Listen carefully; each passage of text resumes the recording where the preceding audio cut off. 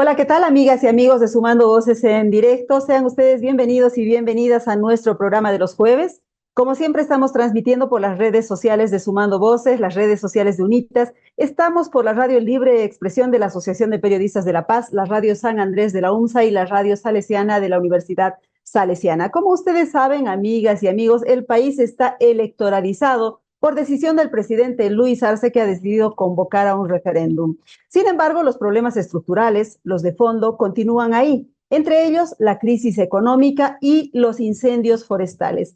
Los bosques se están quemando y por eso nosotros hemos decidido poner el foco en ese tema en nuestro programa de este jueves.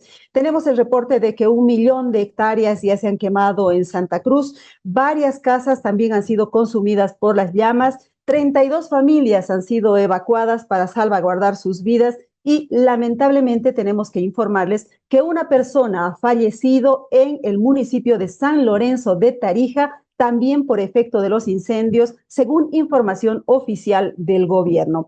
La buena noticia es que llueve desde esta madrugada en Roboré y eso obviamente trae un alivio a las comunidades que han estado sufriendo el embate de los incendios. Sin embargo, hay que recordar que los incendios no solamente están en Roboré, según informe oficial. En Santa Cruz hay incendios en San Matías, Concepción, San Rafael, San Javier, San Ignacio de Velasco, Puerto Suárez y El Puente y por supuesto también Roboré. En el caso de Beni hay incendios en el municipio de Magdalena y en Tarija también se han presentado incendios en las últimas horas. Pero antes de ir al tema de fondo para el que tenemos invitados especiales, quiero darle la bienvenida a Jenny Escalante, que nos va a presentar el resumen de noticias de nuestro portal sumandovoces.com.bo. ¿Qué tal, amigos y amigas de Sumando Voces? Arrancamos con el resumen informativo de la semana.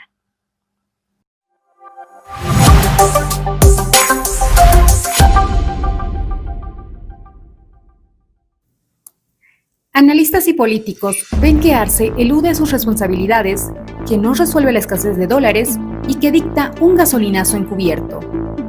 Luego de que el presidente Luis Arce anunciara un referéndum sobre la reelección, el subsidio a los combustibles y los escaños, diversos analistas y líderes políticos de la oposición opinan que el mandatario elude sus responsabilidades al transferirlas al pueblo y que las medidas anunciadas no resolverán la crisis económica, particularmente la escasez de dólares, porque no ataca al fondo del problema que tiene que ver con el elevado gasto público.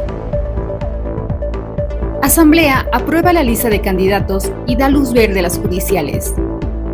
En una sesión celebrada en Sucre, la Asamblea Legislativa aprobó la lista de candidatos a las elecciones judiciales, con lo que dio luz verde al proceso electoral que estaba estancado desde el 2023. Pero al mismo tiempo, aprobó una resolución para exigir al presidente de la Asamblea, David Choquehuanca, que promulgue en el plazo de 24 horas la ley que dispone el cese de las funciones de los magistrados prorrogados en sus cargos desde el 2 de enero. Los incendios no cesan.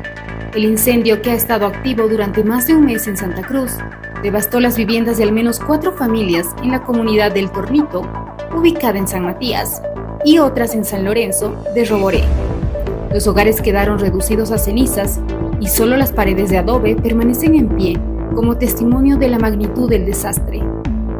El fuego en el área natural de manejo integrado ANMI San Matías ha alcanzado una extensión de 120 kilómetros de recorrido y 100 kilómetros de ancho, causando estragos a su paso y poniendo en jaque a las autoridades y a la población local que luchan día y noche contra las llamas. Entre las comunidades que están en riesgo están Candelaria, Natividad de Bahía, San Fernando, Buenavista, San Roque y otras de sur y noroeste de la región. Además, hay otros tantos incendios activos en otros departamentos de Bolivia. Entre enero y julio se registraron 44 vulneraciones en la Asamblea Legislativa. De estos casos, 41 están relacionados con la institucionalidad democrática y 3 con la libertad de prensa. Por ejemplo, con acciones directas de agresión entre asambleístas, omisiones en la transparencia de sus actos, apego a la norma, amenazas a periodistas y otros. El dato corresponde al Observatorio de Defensoras y Defensores de Derechos de UNITAS. cambios en las pensiones? Diversas organizaciones que participaron en un conversatorio organizado por el CETLA y la Central Obrera Departamental de Chuquisaca expusieron sus propuestas para mejorar o cambiar el sistema de pensiones, las que van desde la jubilación con el 100% del salario hasta el retorno al sistema de reparto. Hasta aquí con la información. No se olviden que pueden visitar nuestras redes sociales para conocer más noticias. En Facebook estamos como Sumando Voces Bolivia, en TikTok como Sumando.voces y en X como Sumando Voces Bo. Volvemos contigo, Mary.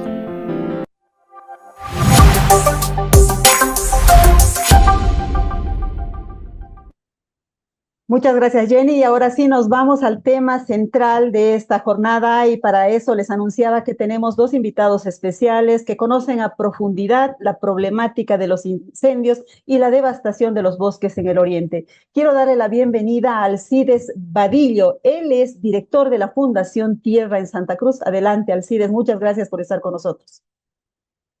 Gracias a vos, Mary, por la invitación y un saludo a toda la audiencia. Y también estamos con Pedro Pablo Rivera. Él es gerente de proyecto de la Fundación Amigos de la Naturaleza, la FAN. Adelante, por favor, Pedro Pablo.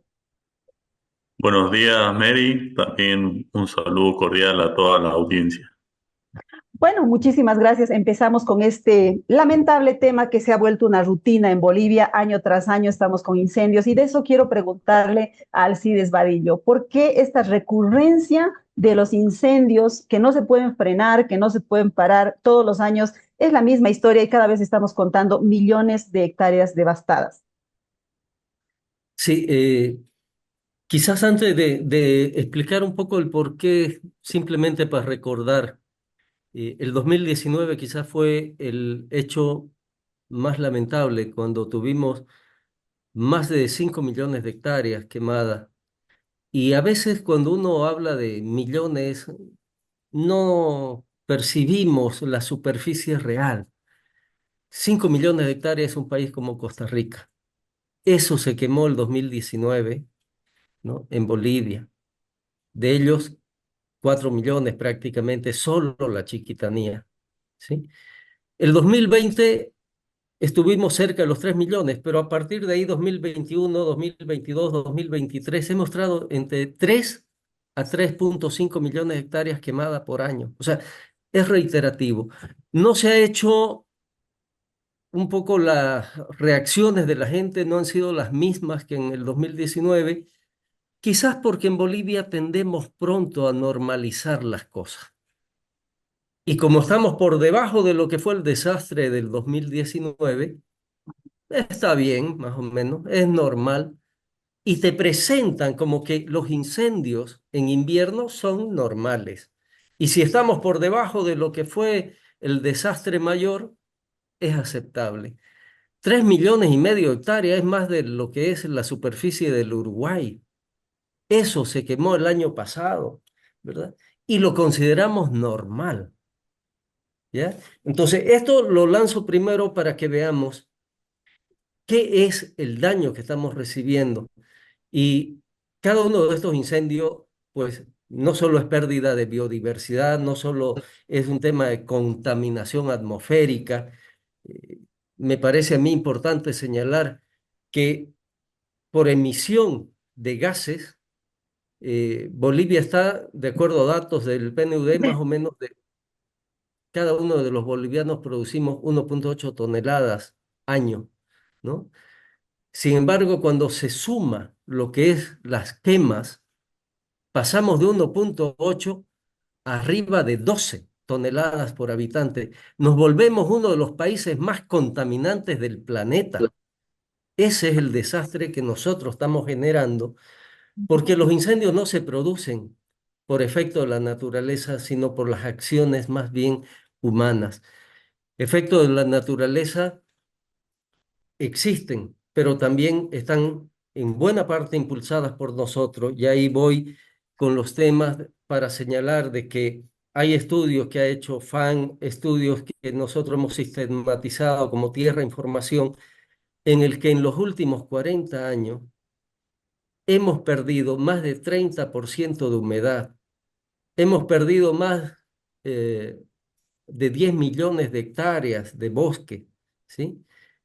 Y cuando se pierde bosque, se pierde humedad. Hay una visión, además, de expansión de frontera agrícola, y este es el tema que está de fondo. Y la expansión de frontera agrícola significa habilitar tierras que hasta hace unos años eran concesiones forestales, que bajo procesos de saneamiento se convierten en saneamiento de la propiedad que lleva el INRA. Concesiones forestales caducan, se convierten en tierras fiscales y esas tierras fiscales pasan a ser dotaciones agrarias. Y cuando decimos dotaciones agrarias, ya no es para uso forestal, es justamente para agricultura. Estos son mecanismos que incrementan niveles de desmonte para soya, para carne, los procesos de asentamientos, ¿verdad? Solo en la Chiquitanía, hasta el 2019, Fundación Tierra identificó entre 1.200 a 1.400 comunidades nuevas que se habían asentado, y eso es desmonte con una ley que sacaron el 2014, que significa además que esta ley pueden desforestar, pueden desmontar hasta 20 hectáreas solo llenando un formulario, ¿no? Que les denominan además PDM 20, Plan de Desmonte de 20 hectáreas, ¿sí? Entonces, no hay una regulación por quemas, hay unas multas que hasta ahora siguen siendo irrisorias, tanto por desmontes ilegales como por quemas, y con pérdidas de humedad tan altas que tenemos, incremento de la sequía, ¿sí? Cada año es más seco que el anterior. Este año está siendo un año mucho más seco. Gracias a Dios hoy hay lluvia y es la única forma en que se controlan los incendios, porque además, y hay que decirlo aquí, además, esos héroes que tenemos apagando incendios, esos bomberos voluntarios, gente de las comunidades, de los municipios, hoy ha enfrentado en condiciones peor que nunca los incendios. Y es peor que nunca porque para trasladar agua necesitas vehículos, no solo cisternas, camiones, camionetas, para aperturar sendas para que el fuego no pase de un lugar a otro. Se abren sendas con maquinarias, ¿no? Con oruga, con tractores. Bueno, no hay diésel, ¿sí? Para cargar agua a un turril, a un tanque, necesitas una bomba de agua. No hay gasolina. Entonces, de verdad, hasta trasladar el personal ha sido difícil. Hace una semana el viceministro, perdón, mm, señalaba como gran cosa que han conseguido 400 litros de gasolina y 400 de diésel. 400 litros de diésel son un día de trabajo para 3 tractores. O sea, alguien puede sentirse orgulloso de esas gestiones solo si no conoce realmente cuánto es lo que necesitas para mover maquinaria, para el trabajo que se está realizando en la zona. Entonces, las condiciones en que lo están enfrentando estos incendios son en condiciones muy difíciles, peor que en años anteriores, y aún así hay un esfuerzo grande. Decíamos que son estos temas de expansión de frontera agrícola, de nuevos asentamientos en la zona, sea con fines económicos o políticos, o con ambos, porque existen ambos, y también el cambio del plan de uso de suelo. Santa Cruz tiene un plan de uso de suelo, como lo tiene Pando, como lo tiene Beni, en Beni lo han cambiado, pero en Santa Cruz sigue siendo un plan de uso de suelo que ni el INRA ni la ABT, que es la encargada, respetan. Ujú. Se dan autorizaciones de desmontes en tierra forestal, sea para agroindustriales o sean para nuevos asentamientos. Esto es lo que va perforando no solo el ecosistema, no solo la conservación del bosque, sino que con la destrucción del bosque se va perdiendo humedad, incrementa la sequía y con eso también tenemos cada vez más material, combustible que alimentan los incendios. Y un elemento adicional para cerrar esta parte, la Universidad Católica de Bolivia ha hecho un estudio en toda esta zona de Roboré justamente, San José de Roboré. Después de cada incendio, donde se ha incendiado, esa región pierde entre 25 a 30% de humedad. Y si esto es reiterativo cada año, pues las consecuencias son las que después estamos gritando por desastres de sequía. El año pasado fue en más de 300 municipios, perdón. En el 76% de los municipios hubo declaratoria de desastre por sequía. Este año me imagino que va a ser superior y tiene mucho que ver con esto, expansión de frontera agrícola, el tema de los incendios, porque ambos son factores que inciden en la pérdida de humedad. Esto quiere decir que las cosas pueden ir empeorando año tras año. Alcides nos hablaba de las difíciles condiciones en las que los comunarios, bomberos forestales están enfrentando los incendios. De eso quisiera hablar con Pedro Pablo Rivera, preguntarle cómo se organizan las comunidades, cómo reciben los incendios, cómo se preparan. ¿Es suficiente el trabajo que ponen los habitantes de estas zonas para enfrentar los incendios? Cuéntanos, Pedro Pablo, por favor. Bueno, primeramente comentarte que en la mayoría de las comunidades de sitios que son recurrentes a incendios forestales, distintas instituciones como la nuestra, como la Fundación Amigos de la Naturaleza, ha venido trabajando en el tema de la preparación, en el tema de prevención. Sin embargo, el equipamiento de las cuadrillas comunales de primera respuesta, eh, bueno, es como dice su nombre, es una primera respuesta. Sus capacidades son limitadas. Principalmente ellos están llamados a responder inicialmente cuando un incendio está en la fase inicial, es decir, pequeño dentro de sus comunidades. Y estas están organizadas principalmente mediante las unidades de gestión de riesgo municipales, están articuladas a esta y reciben alerta temprana, también reciben el soporte de apoyo en caso de que este incendio no pueda ser contenido con la primera respuesta. Y este incendio va evolucionando y normalmente llega más apoyo hasta que llega a la gobernación. En este caso, como decía Alcide, las condiciones este año están mucho más duras. Los incendios están teniendo comportamientos más extremos, los cuales hacen insuficiente cualquier preparación que puedan tener, incluso sumando esfuerzos de distintas instituciones. Si no fuera por esta lluvia, haya sido imposible poder hacer frente a la situación, ¿no? Sin embargo, existe un trabajo, como comentaba, previo. Después del 2019 hubo una mejor preparación, pero nunca va a ser suficiente porque estamos cada vez en desventaja, ¿no? Las condiciones de humedad nunca antes las había visto de esa manera y eso propicia que el fuego sea mucho más agresivo, mucho más rápido y pone en riesgo cada vez las operaciones. De hecho, acabo de retornar de Roboré y todas las acciones implementadas de manera conjunta con los tres niveles de Estado no estaban siendo suficientes, pero esto por la fuerza de los incendios, por la baja humedad, vientos que nunca estuvieron por debajo de 50 kilómetros por hora. Entonces, esto está por encima de la capacidad que puede tener, yo diría, cualquier país, me animo a decirlo. Prácticamente te obliga a que la evacuación sea la única medida preventiva. Y bueno, con estas condiciones, eh, la preparación que tenemos no es suficiente, ¿no? Sin embargo, hay mucho trabajo previo. Nos queda por trabajar todavía, ¿no? Mejorar la articulación. Eh, el- lo ideal está en que la respuesta sea lo más pronta posible y con toda la fuerza, ¿no? De primera instancia, no esperar a que se vaya de la capacidad de extinción para recién trabajar los tres niveles, ¿no?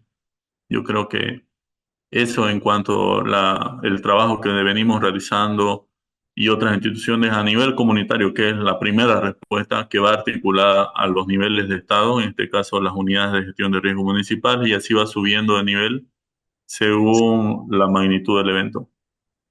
Nada es suficiente, nos dice Pedro Pablo, que cada vez las condiciones son más difíciles y que cada vez los incendios son más voraces por estas condiciones climáticas que nos describe. Sin embargo, ¿cuánto tienen que ver las políticas públicas respecto a esto? Y ahí quiero preguntarle al CIDES.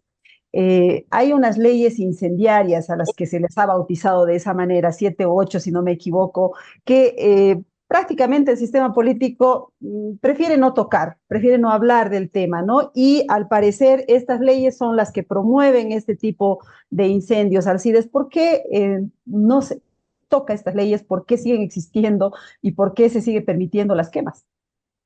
Sí, creo que es excelente pregunta porque aquí se ha hablado mucho de pirómanos a partir de algunas instituciones y no hay pirómanos. Acá hay intereses económicos y acá hay políticas de gobierno que están impulsando esto, ¿sí? No es que hay gente que sienta placer o, no sé, se satisfaga viendo cómo se quema el bosque. Son políticas, son intereses y vamos a hablar con esa claridad. Primero, desde el nivel de gobierno, hay políticas que están impulsando la expansión de frontera agrícola. Se lo ha hecho en diversos momentos en Santa Cruz, hacia la Chiquitanía, hacia Guarayo, convirtiendo tierras forestales en agrícolas, autorizando nuevos asentamientos, pero también generando leyes que favorecen eso, ¿sí? Desde los perdonazos a los desmontes ilegales, que se cambió las multas por una aparente reforestación que nunca ha existido, ni va a existir. Por eso también todas las políticas que plantean en algún momento restitución de bosque, yo lo veo muy difícil y deberíamos concentrarnos en proteger lo que aún tenemos. Esa es la tarea primordial. Sin embargo, las políticas de Estados siguen avanzando. Hemos estado escuchando discursos de los últimos meses que se está planteando el tema del biodiesel como la solución. Desde el punto de vista ni económico y menos ambiental, este es un tema de solución. El cultivo de palma africana, y ya se han detectado municipios, o sea, se han identificado municipios como El Porvenir en Pando, Filadelfia en Pando, municipios como el Dixiama, San Buenaventura, en el norte de La Paz, donde se está impulsando ya el cultivo de la palma africana, en Guarayo, en Santa Cruz. O sea, esto de verdad simplemente implica seguir impulsando el desastre ambiental, ¿sí? No hay, ni desde lo económico y menos desde lo ambiental, una justificación para hacer este tipo de políticas y de propuestas de desarrollo. Hay normas como los PDM 20, que decía que es la ley 714, y existen otras, incluso en algún momento se aprobó hasta desmonte y quemas dentro de tierras forestales. Afortunadamente esto ya se revirtió, pero aún quedan un conjunto de normas que están impulsando esto, la expansión de la frontera agrícola, y que se justifica mucho más en las políticas de Estado en momentos de crisis económica como este. En un momento como este, el gobierno lo que quiere es que la gente genere plata, que se genere producción, que se pueda exportar y no importan los daños sociales ni los daños ambientales. Pero estamos pagando el precio. Los árboles que se derriban se están pagando con agua. Y cuando no hay agua, vienen desastres como sequías, bajas producciones, como incendios, ¿no? Entonces, se trata de que están habilitando tierras que son de vocación forestal para la agricultura, para la ganadería, con grandes extensiones de desmonte, y el desmonte implica en algún momento también quema.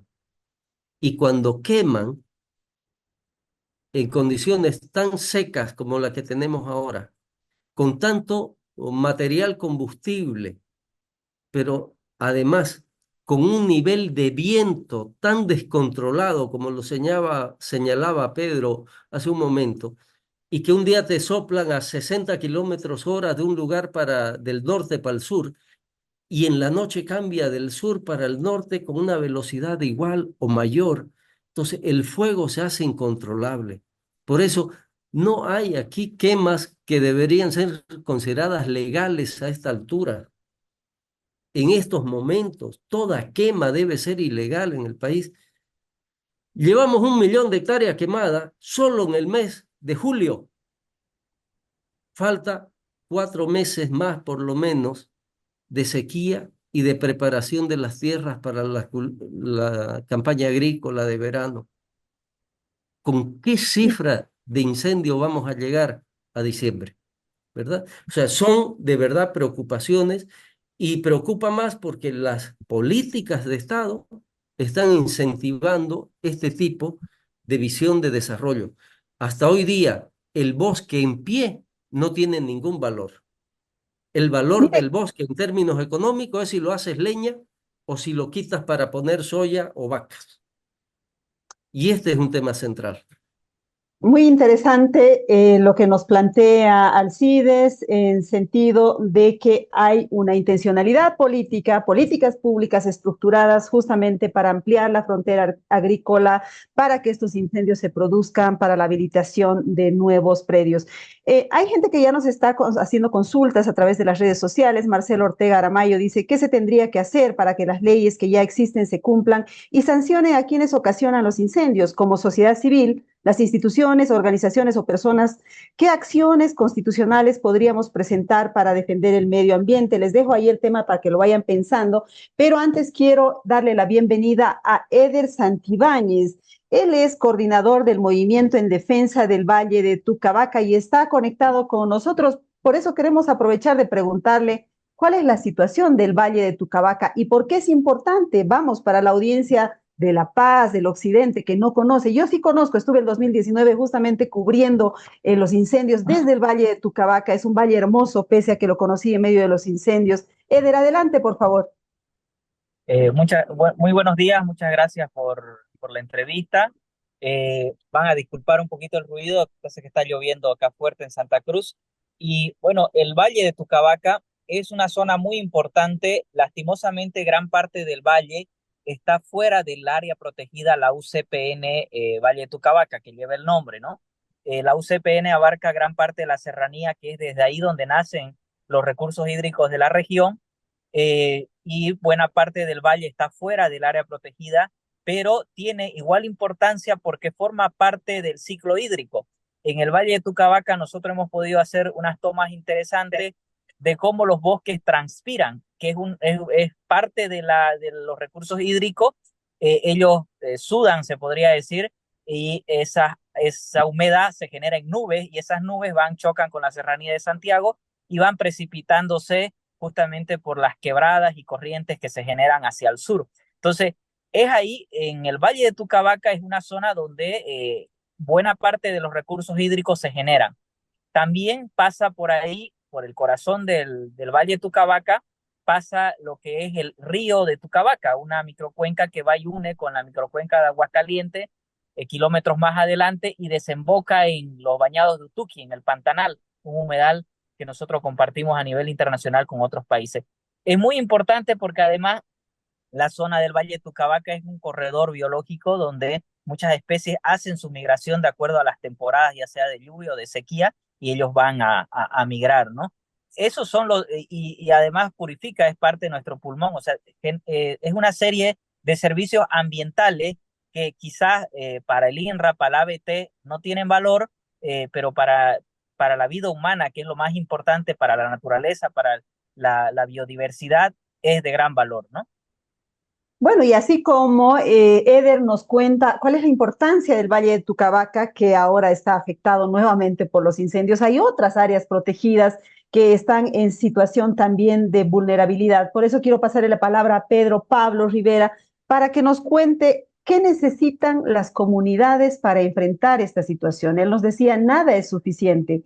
pero algo se podrá hacer a partir de esta emergencia. O ¿qué está pasando con las áreas protegidas también? Si nos podrías contar un poco y la acción de las comunidades en esas áreas protegidas.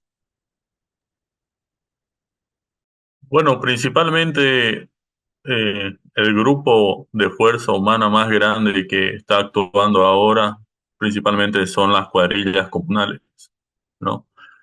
Principalmente en Roboré, donde he tenido la oportunidad de estar apoyando en las operaciones de combate.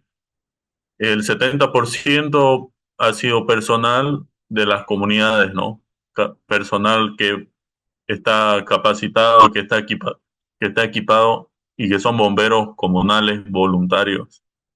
Eh, Obviamente, ya con más de 25 días de combate e incendio, y ya empieza a tener desgaste, ¿no? Los equipos de protección, principalmente todo lo que es botas, desgaste de las linternas, escasez de batería, insumos que son diarios como hidratantes, sales hidratantes. Eso es una necesidad eh, que se la vive a diario, ¿no? Eh, por la declaratoria de desastre del municipio, la gobernación y también con recursos del municipio, no ha faltado por el momento alimentación e hidratación. Sin embargo, es conocido por todos por todo lo que dijo también Alcide, los problemas logísticos que esta vez enfrentamos. Eh, Eso ha generado también que este apoyo, la movilización de las cuadrillas comunales, sea más lenta, más dificultosa, y eso también es un obstáculo, ¿no? Para poder cumplir con todas las estrategias que se han planteado para detener los incendios forestales. Les cuento, amigas y amigos, que tenemos más repercusiones de parte de nuestra audiencia y quisiera pasarle alguna de las preguntas también a Alcides. La primera era la que acabamos de leer en sentido de que qué puede hacer la sociedad civil desde el punto de vista constitucional, legal, para enfrentar esta situación. Y también nos manda una pregunta la periodista Mercedes Fernández. Ella dice, ¿qué rol debe jugar la gobernación cruceña que parece subyugada con el plan extractivista del gobierno central? Y tenemos una más de Félix Vale Vega que dice, está muy interesante las exposiciones, una consulta para los expositores, ¿cuál es el origen desde el punto de vista económico, social, la deforestación y desertificación de los bosques nativos? Ya hemos hablado un poco de esto, pero le paso la palabra a Alcides para que pueda abordar estas preocupaciones de nuestra audiencia. Gracias. Eh, Quizás complementando algunos elementos para la última pregunta, señalar no solo que hay estas políticas de estados que fomentan la expansión de frontera agrícola, sino que también de esta gente que está asentándose en la zona, más allá de que sean menonitas, más allá de que sean empresarios, sean colonizadores interculturales, eh, son personas que tienen una visión y una dinámica económica, y a eso quiero ir. El fuego se constituye para esta gente muchas veces en un aliado importante. Es un mecanismo práctico, rápido y barato para el cambio del uso de suelo, para que tierras forestales se habiliten para agricultura, ¿no? Lo que un trámite puede llevarles 1 o 2 años en la ABT, mediante este sistema se lo logran hacer rápido. Con la quema, y esto Eder, que es de la zona, nos puede decir hasta dónde es real, pero gran parte de estas tierras que son quemadas es muy poca la extensión que las respetan para que el bosque vuelva a reconstituirse. Normalmente, después de que son quemadas, estas tierras son habilitadas para actividades agropecuarias. Y aquí es donde entran que hay lógicas económicas y que hay intereses en el fuego como mecanismo también de esta expansión de frontera agrícola y no solo como consecuencia de ella. También es un elemento que lo están usando con esa finalidad es la forma barata de la limpieza en algunos potreros, los usan también. Y esto trata, el problema es que una vez empieza no se controla. Y hay gente irresponsable que está en esto por esta dimensión económica. El segundo, el segundo punto, y es la primera pregunta, es, ¿qué podemos hacer? Santa Cruz, desde los años 90, tiene un plan de uso de suelo. Lamentablemente, ni la gobernación, ni el INRA, ni la ABT los respetan, ni los productores, ¿verdad? Y este es el problema, porque con las investigaciones que se han ido sacando en los últimos años, si seguimos los niveles de deforestación que tenemos, el incremento de la sequía, la agricultura de secano en Santa Cruz va a pasar a la historia. O sea, Ujú. los mismos productores van a ser tan afectados que no van a producir si no tienen sistema de riego. Esto es lo que vamos a tener de aquí entre 10, 15 años en buena parte de la región del departamento cruceño. Y es responsabilidad de esos productores hoy día también exigir que tanto sus propios productores como eh, las instituciones estatales tengan un nivel de mayor control en lo que es el tema de la deforestación y de las quemas y controlar esta expansión de frontera agrícola que no puede ser ilimitada.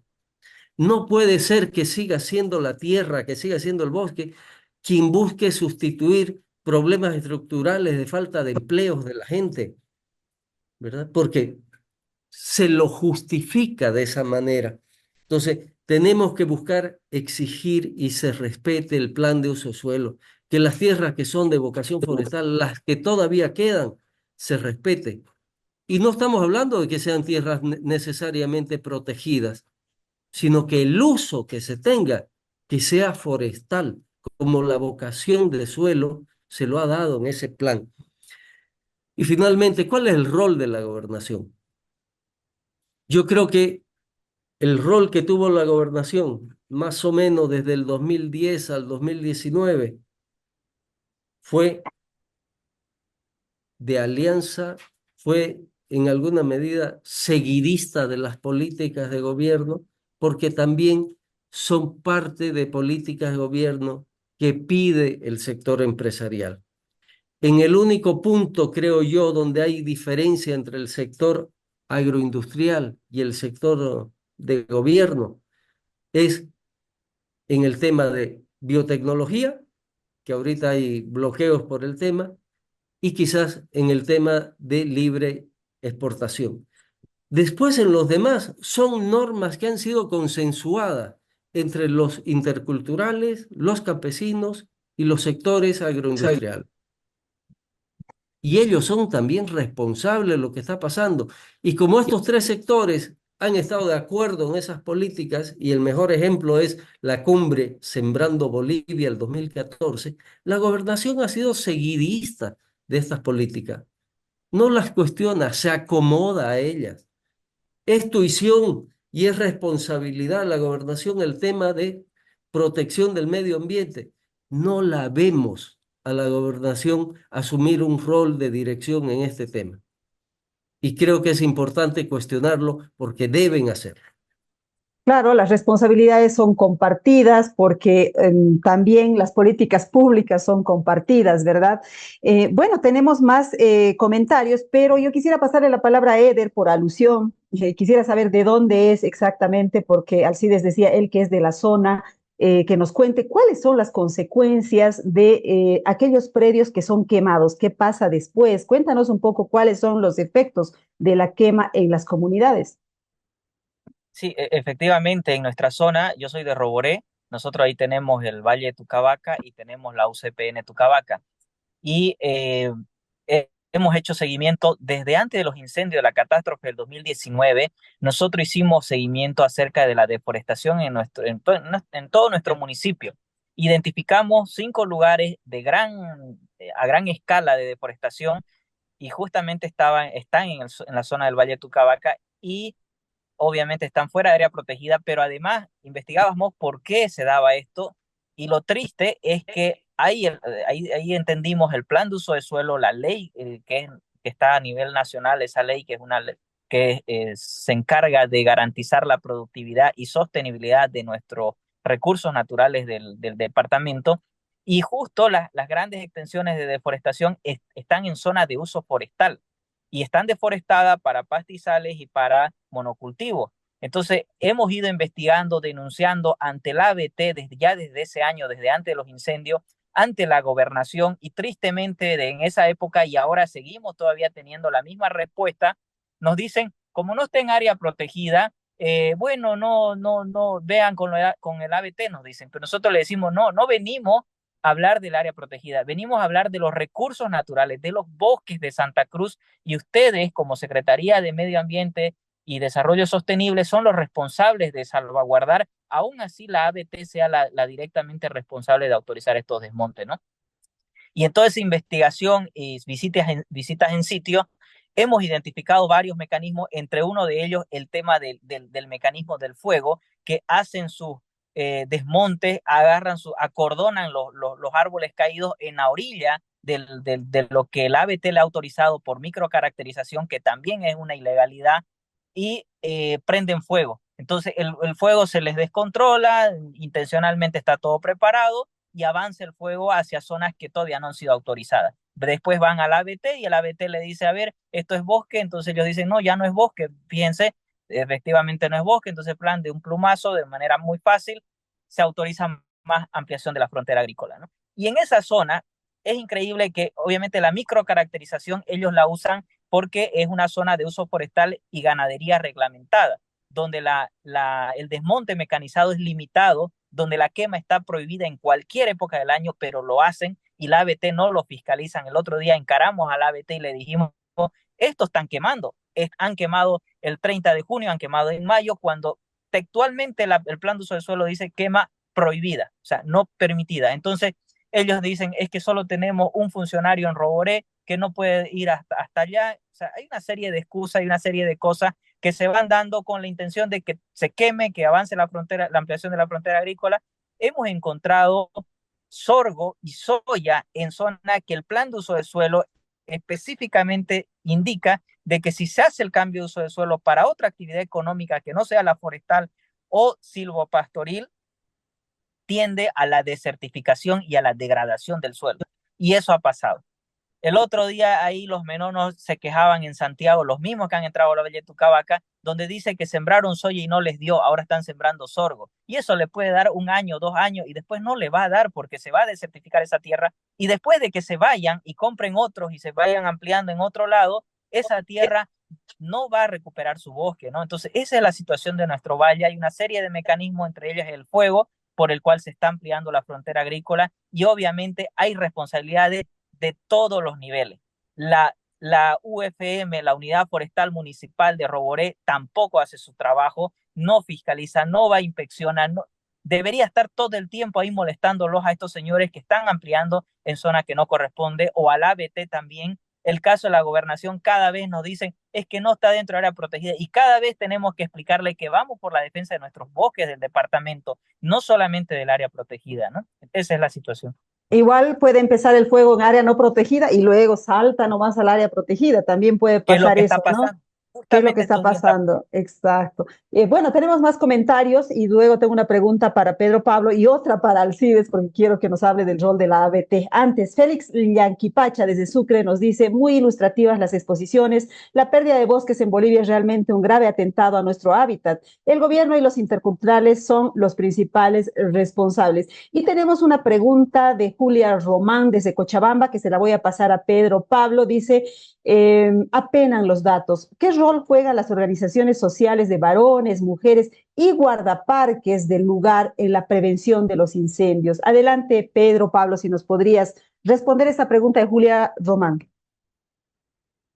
Bueno, principalmente el rol que han tomado la central indígena, por ejemplo, de Roboré, la Sichar.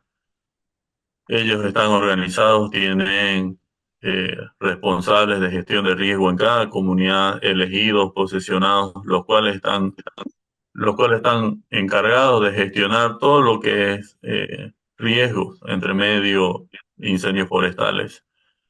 Esta organización previa, esta capacitación que han tenido, ha ayudado a que la respuesta sea mucho más rápida que otros años, que haya ese soporte de mano de fuerza, como te comentaba, del 70% de todo el personal son miembros de las comunidades, principalmente indígenas, que voluntariamente han salido a, a ponerle el pecho a la situación, como decimos vulgarmente, con todas las condiciones atmosféricas en contra y han estado 24/7, ¿no? Entonces, ese rol igual de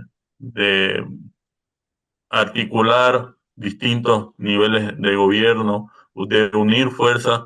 Principalmente la batuta la han tomado esta central indígena, eh, y en el caso de los guardaparques de Tucavaca cuentan con mucha experiencia y han sido quienes han estado liderizando también tareas de combate de incendios forestales. La importancia de ellos, conocedores de la zona, eh, nacidos en la zona, querendones de su propio territorio, le da un plus de que pese a estar en desventaja, como hablábamos, no han dejado de estar todos los días insistiendo en que su territorio no siga siendo afectado, en que las comunidades no sean afectadas, en que los medios de vida no sean afectados. Simplemente para reforzar lo que nos acaba de decir Pedro Pablo, quiero contarles que hace poco la FAN justamente presentó un estudio sobre la Amazonía en el que se decía que el 86% de la deforestación ocurre fuera de las áreas protegidas o fuera de los territorios indígenas, para que ustedes se den cuenta quiénes son los que cuidan el bosque y quiénes son los que lo depredan. Alcides, quisiera preguntarte cuál es el rol de la ABT. Hace poco hemos visto una noticia que dice desde el 1 de agosto prohibido quemar, pero ¿alguien cumple esas normativas? Eh, ¿Emiten verdaderas multas? ¿Procesan realmente a los responsables? ¿Cuántas personas hay en la cárcel? ¿Cuál es el rol de la ABT, Alcides? El rol del ABT es mucho más grande de lo que a veces imaginamos. La ABT es la autoridad de tierra y bosques. O sea, de hecho, el bosque es patrimonio del Estado, ¿no?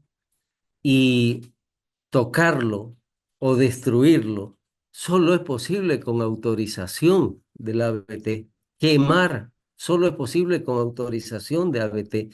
La ABT tiene que cuidar, y se lo establece la ley, el uso mayor de la tierra, o sea, el uso en función de la vocación del recurso. Es, esa era la atribución que tenía antes lo que llamaban superintendencia de tierra, que luego pasó a fusionarse con la de forestal y formaron la ABT. Son competencias que tiene la ABT, la protección y el cuidado del plan de uso de suelo, buscar que el uso de los recursos sea en función de su capacidad de uso mayor. Eso dice la ley. Y eso no lo hace, ¿sí? Y si no lo hace el ABT, menos el INRA. Y cuando digo el INRA es porque el INRA anda convirtiendo concesiones forestales en tierra fiscal y tierra fiscal en dotaciones agrarias. Y dotaciones agrarias significa asentamiento, desmonte, chaqueo, quemas. Y sigue, ¿no?, el circuito del que estamos hablando. Entonces, estas dos instituciones deberían tener una revisión completa de lo que es sus atribuciones y lo que es el marco institucional para saber que deben dotar tierra en función de la capacidad de uso mayor del recurso. Y la ABT debería cuidar eso. ¿Cómo es que vulneran el plan de uso de suelo? Lo que hace rato señalaba Eder. Hay una microcaracterización. Algunos hacen estudio de sus planes de ordenamiento predial, donde estos demuestran de que dentro de esa tierra que es de vocación forestal, hay áreas supuestamente, con un estudio de menor escala, que son aptas para agricultura, para ganadería, y ahí autorizan desmonte. Y los PDM-20 no llegan ni a hacer eso, solo porque son menos de 20 hectáreas.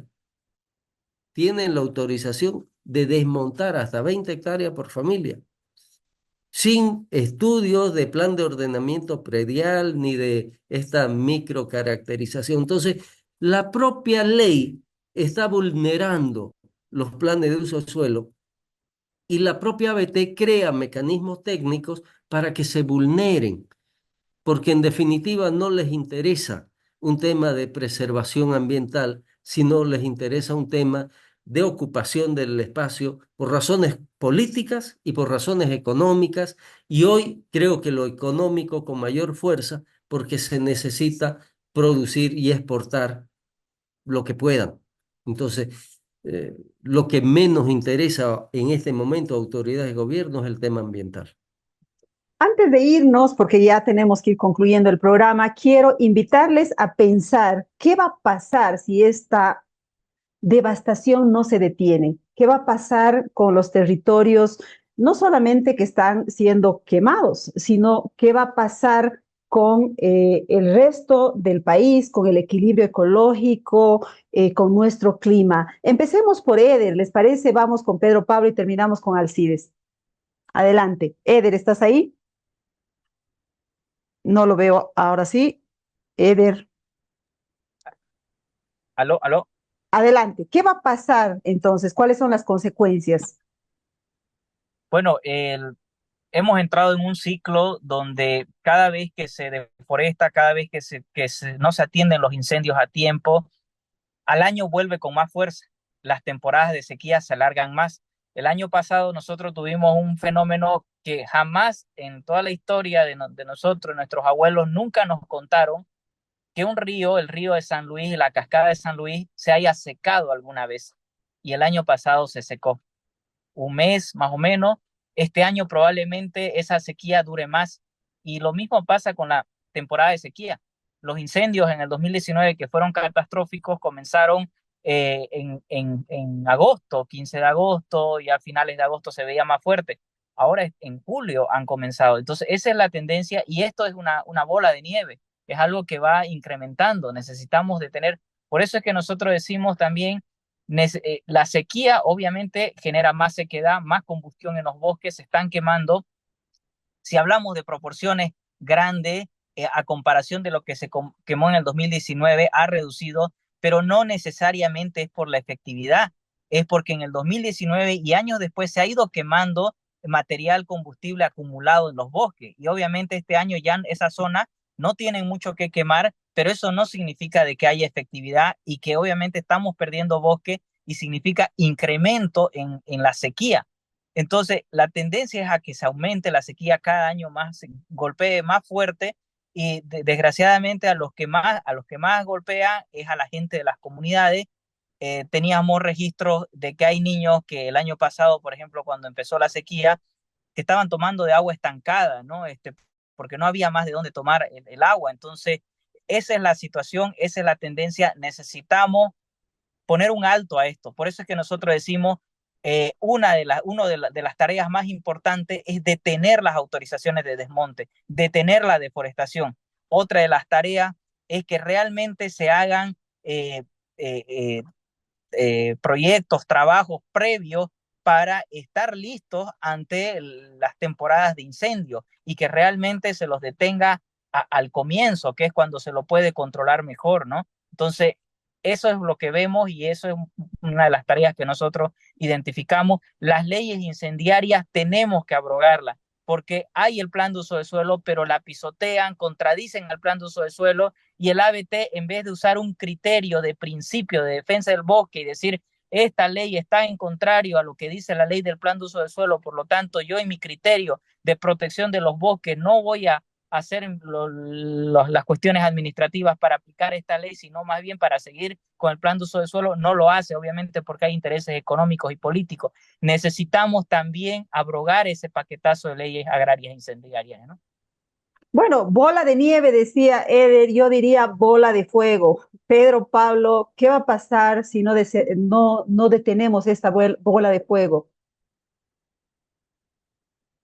Bueno, principalmente los, los aliados para cuidar la naturaleza, que son las comunidades indígenas, van a tener cada vez menos eh, probabilidades de quedarse en su territorio, porque la van a tener más difícil, cada vez más difícil producir a pequeña escala de subsistencia como ellos hacen. Y estos protectores cada vez están saliendo hacia las ciudades, dejando indefensos estos territorios. Eh, Eso es lo que va a suceder. Y bueno, cada vez la temporada de incendio antes duraba 4 meses, ahora 8 meses. Entonces debemos trabajar en medidas de mitigación también del cambio climático, que son efectos regionales, mundiales también, ¿no? No solamente esto sucede a nivel Bolivia.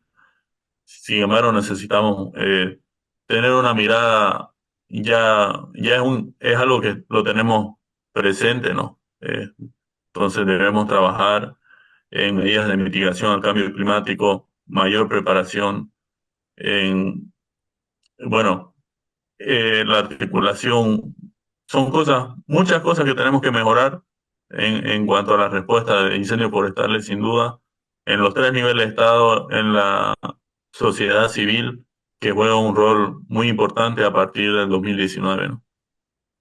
Muy bien, y Alcides Vadillos, a riesgo de que nos digan que somos apocalípticos, ¿qué va a pasar si esto no se detiene?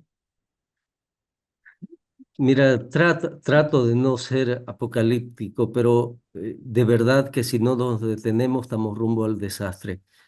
Menos monte, menos bosque es menos agua. Por ese rol que se señalaba del bosque. El bosque es el que genera la humedad, ¿no? Incluso quiero llevar esto también para la población de la región andina. A veces no se ve qué relación puede tener los Andes con la Amazonía y es los bosques de la Amazonía lo que permiten que llegue la humedad hasta las cumbres de la cordillera, que ahí se vuelvan escarchas, se vuelvan hielo, y esa es el agua del altiplano. El rato que no hay ese bosque en la región de las tierras bajas, el agua no va a llegar. La humedad se acaba, o sea, baja. Y esto es lo que estamos viviendo en toda la región. Menos bosque, menos agua, más seco, más fuego, más calor. Y aquí quiero hacer un punto particular. En un estudio que sacamos el 2023 en Tierra decíamos de que el promedio de días de calor de 40 grados o más que tenía Santa Cruz en los últimos 20 años eran de 3 días por año. Ese estudio se sacó en septiembre. En el mes de octubre del año pasado, solo en octubre, tuvimos 11 días con temperaturas arriba de los 40 grados. No estamos hablando solo del efecto que produce 40 grados de temperatura en el medio ambiente, porque a veces la gente de la ciudad puede creer que eso es un problema de ventiladores o de aire acondicionado. 40 grados de temperatura es que empieza a quemarse, se comienzan a chicharrar las hojas de los árboles, o sea, lo que siembras, lo que cultiva, empieza a deshidratarse, a quemarse por la temperatura.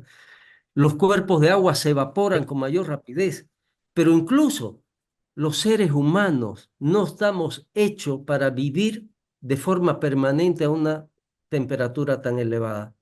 El ritmo cardíaco se acelera, comienzas a trabajar.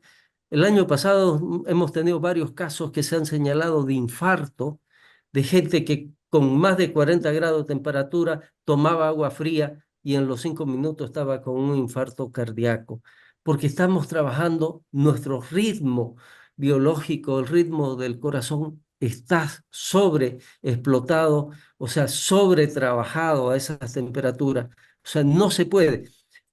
Si eso pasa en nuestro cuerpo, imagínense lo que va a pasar en el cuerpo biológico, en la naturaleza misma. Los niveles de producción van a seguir cayendo. Este año los productores se están quejando de que se ha perdido más del 30%, es menor el rendimiento por la sequía. Esta va a ser una constante. Y la solución no está en las semillas transgénicas resistentes a sequía. La solución está en cómo manejamos mejor nuestros bosques para garantizar que no sigamos perdiendo los niveles de humedad que aún podemos tener. Muy bien, ya sabemos lo que va a pasar si esto continúa así, no son buenas noticias. A las personas nos están dando ataques cardíacos, al planeta, ¿qué le va a dar? ¿No? No le va a dar un ataque cardíaco, pero evidentemente está en jaque. Nos despedimos. Eder, estás ahí para despedirte de la audiencia. Muchísimas gracias por haberte conectado. Sé que andabas complicado de tiempo, pero lo hiciste. Gracias. Muchísimas gracias por compartir este espacio con Vadillo. Muchísimas gracias, igual el otro compañero de FAN. Muchas gracias por el espacio. Pedro, Pablo, muchísimas gracias. Fuerza, además, a todos, porque yo sé que todos ustedes están trabajando durísimo en Santa Cruz para tratar de combatir los incendios. Pedro, muchas gracias por estar con nosotros. Gracias por el espacio y un saludo al Alcides y Eder. Gracias. Gracias, Alcides, por estar con nosotros. Muy amable. Que no sea la última. Muchas gracias. Gracias. Hasta luego. Hasta luego. Muchísimas gracias, amigas y amigos. Yo me quedo un ratito más para mostrarles un video, un compacto que hicimos sobre lo que están provocando los incendios en este momento en diferentes partes del país. Adelante, por favor, con ese video.